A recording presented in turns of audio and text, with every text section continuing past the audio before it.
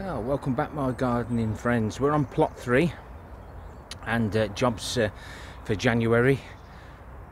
I've spent probably half an hour getting this to this stage from what you have seen before, and we know wood rots. It's perfectly fine at the top where it can dry out, and then where it meets the surface where it can get the oxygen, it starts to rot. And then when it's buried deeper, it's still in pretty good condition. But of course, we all know that they end up snapping off. I thought I'd just show you that, to show you how wood rots in the ground. So it's just in the middle, just where you don't want it. So it's always well worth either treating them or treating them with something that won't hurt our fruit and vegetables. But that's how they physically rot. So some more jobs that I've been doing in January, continuously harvesting. I do tend to snap the tops of these off because that looks more pretty, doesn't it? But it won't be long before we're snapping these off. What I'd normally do is snap them off completely and leave them on the stalk. They keep so much better. And of course, this time of the year, all the tops should now be out to stop them from blowing. Some of the cauliflowers we've harvested. Some of the cauliflowers didn't like the weather we've had. We have took some harvests. These at this end look like they're pretty healthy, so I'll keep an eye on those. But I do need to get these out now because they're only attracting slugs, and of course I see those as excellent compost. I'm keeping an eye on the green manure because it won't be long before we start to think about chop and dropping. And this really cold weather does affect them. They do bend over and go a little bit brown on the tips. But this is only like what your broad beans would look like if you overwintered them. Still haven't sown mine yet. Won't be long before we're chopping and dropping those. And we did an experiment with my manure, liquid manure, to see if they'd got any issues. So the left hand side on this one, as you can see, the manure test, no issues whatsoever. So I'm happy now to continue using my black liquid gold, which I need to keep harvesting. Oh, it's only been a few days, guys.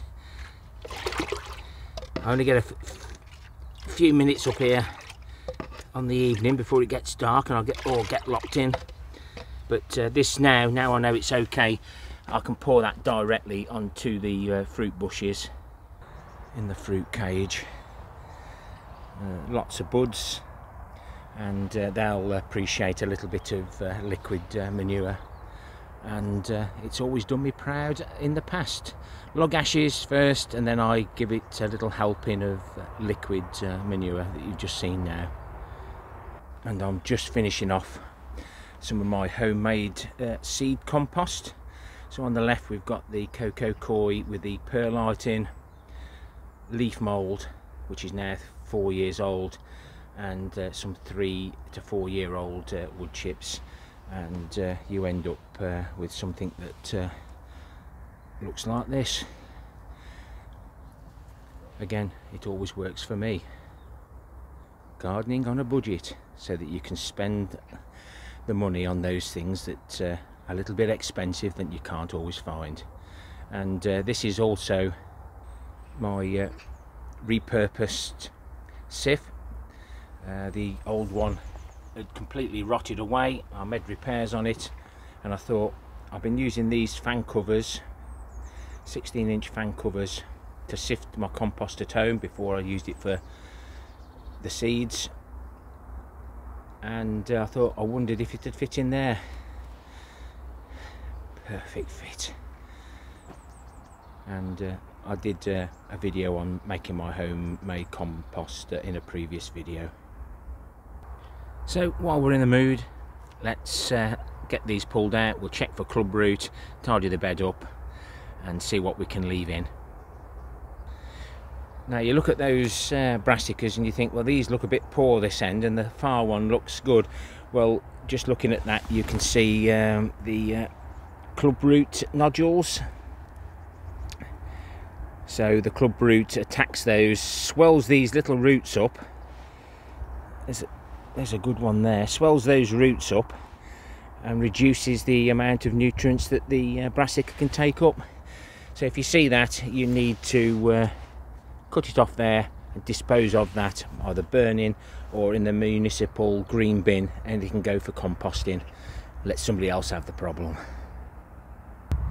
So as we work our way along, this is one that I've harvested a cauliflower off, and look at the difference in the roots there. So it's always worth checking. That will go in the compost bin. I'm happy enough with that.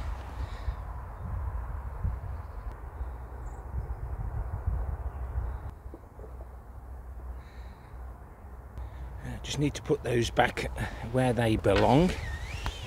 Considering what we looked at, it was all the small ones, so a little bit of a heads up there if it's not growing very well. And there's a couple of graffiti broccoli there to harvest. I'm not going to leave them because the cold and snow and rain that we're expecting will just ruin them. Better off in the fridge or in my belly. It's big enough.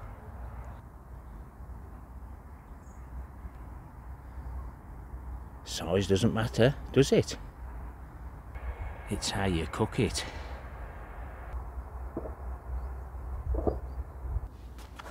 Trying to keep on top of things, but I've used that container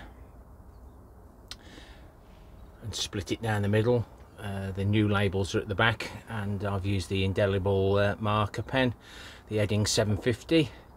And once I get to a point where I don't grow graffiti F1 anymore, I'll use some yellow tape and cover them, similar to these. This is my parsnip bed. It didn't have anything in it last year. This is the parsnip. I think there's still a few left in there to harvest. Forgot to get one last time I was here. So I can pull these pipes out now. The reason these pipes are in is because I've been pouring the liquid manure down there into the bottom of these beds where the original manure layer used to be. That's rejuvenated it, hopefully. It hasn't washed it all away with all the rain we've had. But the parsnips then should throw the taproot down and hopefully produce some nice parsnips. At least I know the manure I've been using is good so far.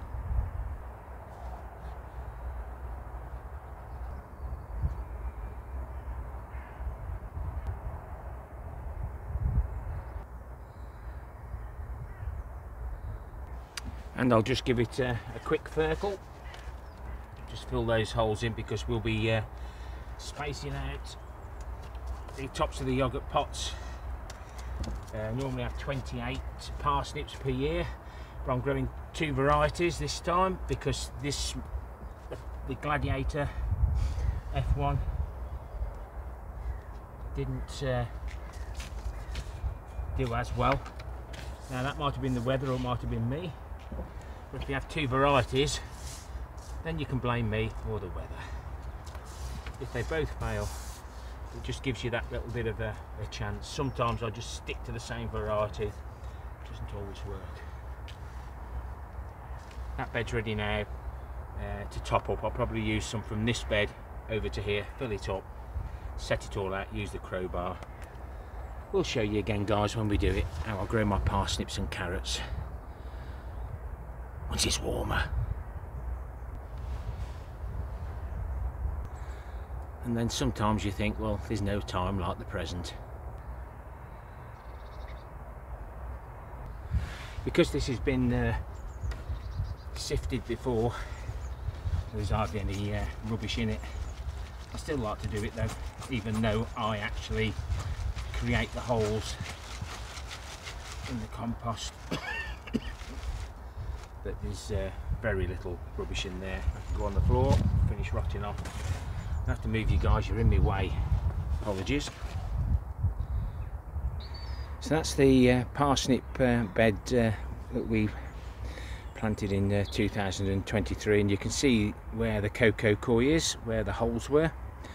And There's a few parsnips that are left, and you can see that one there's grew really well because it's on its own, and that's what happens if you have 2 per station. That's why I like to thin them out to 1, but it didn't really work this year because we've got some that haven't done so well. I think the weather's been the main cause, but you never know. But I'll just bury them, and I'll harvest those as and when I need them. And because this bed's now sunk even more, the wire that's holding this long scaffold plank bed together to stop it bellying out is showing, so there'll be plenty of compost out of those bins over there, the temporary compost bins, and of course all the other materials that I've got stored away. And I do like to see a nice tidy bed.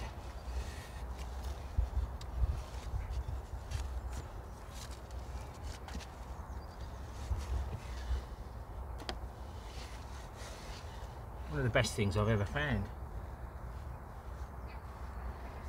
Well, not one.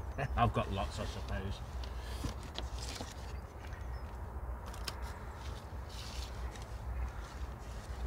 It just looks so much better.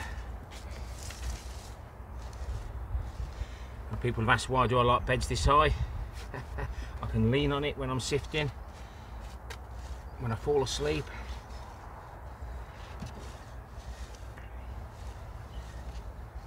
It's so much easier to manage.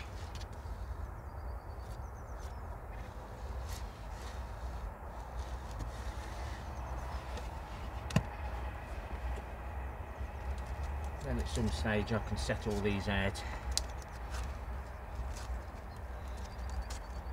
I think it's whatever I can get to make 28. 4/7s? Quite possible. I was no good at school, but I'm good at everything else. You ask Mrs. K.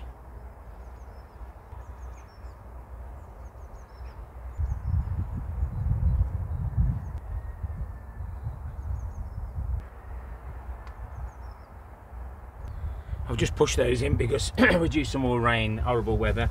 But any of my new viewers that haven't seen this before, you start off with a yoghurt pot, fruit juice bottle.